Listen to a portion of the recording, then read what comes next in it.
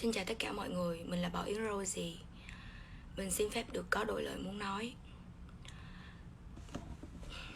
Đầu tiên mình sẽ được nói về cái tên của mình. Đinh Bảo Yến là cái tên nghệ danh chứ không phải là tên thiệt của mình. Đinh Bảo Yến là cái tên mà trước đây khi mà chú Hà Khánh Nam còn sống, vô tình và chú nói là chú nghĩ ra cái tên đó hay, và chú nghĩ là chú đặt cho mình cái tên có chữ Đinh vào là Đinh Bảo Yến.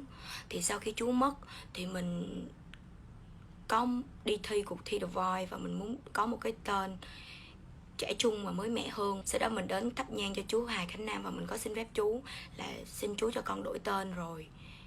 Hồi đó còn hay gọi chú là sư phụ cơ. Và sau đó thì mình đi cúng tổ nghiệp ở bên chùa Nghệ Sĩ, xin được đổi tên là Bảo Yến Rosie để tham gia cuộc thi. Cho nên từ đầu tới cuối mình đã luôn nhắc tới trong vòng dấu mặt là Bảo Yến Rosie, từ đầu tới cuối luôn, không bao giờ mà là Đinh Bảo Yến cả. Kể cả phỏng vấn hay là này nọ luôn, mình cũng luôn là Bảo Yến Rosie hết. Bởi vì cái chữ Rosie đó thực sự là cũng là một cái người quan trọng đặt cho mình và mình rất là tôn trọng.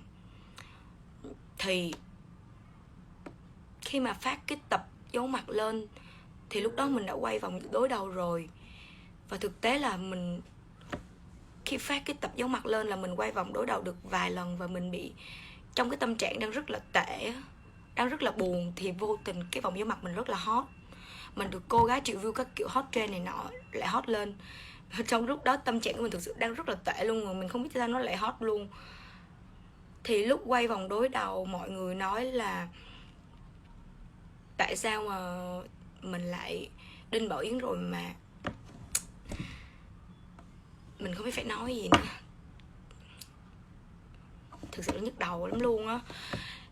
Lúc quay chương trình đó thì mình nghĩ là bên chương trình sẽ vẫn đăng lên mình là Bảo Yến Rosie, chứ không có nghĩ là đăng là Đinh Bảo Yến. Cho nên là lúc chị MC đọc lên thì mình nghĩ là nhầm tên rồi, chắc chương trình đưa nhầm tên, nó không trắc lộn nên chị MC đọc lộn. Thì mình nói là chị ơi, giống như là đọc lại giùm em thôi. Rồi xong lúc mà mình rớt rồi, mình đang rất là buồn, thì chị đọc tiếp. Mình nghĩ là tiếp tục, mình nghĩ là chắc là chị lại quên, chị lại đọc ở trong tờ giấy chị quên rồi. Một cái sự vô tình mà tự nhiên làm chị MC chị bị đơ, thì đó là một cái lỗi của mình rất là lớn, mà mình không phủ nhận là mình xin lỗi chị.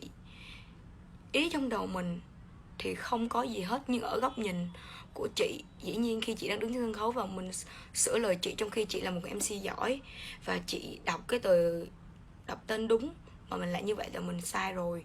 Mình chỉ muốn nói là mình không cố ý, và lý do tại sao mình luôn muốn nói với chị là tên Bảo Yến Rosie là như vậy, chỉ đơn giản là như vậy thôi. Và mình mong là mọi người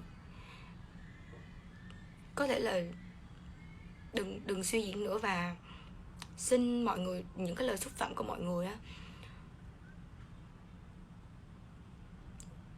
có thể mọi người cảm thấy rất là vui đúng không, rất là, nhưng mà khi mà đọc những cái đó thì ba mẹ mình ở một nơi nào đó họ sẽ buồn hoặc thất vọng, thì có thể là một vấn đề. Nhưng mà quan trọng nhất là ngoại mình biết được chuyện này, ngoại mình rất là buồn, và mình cũng rất buồn.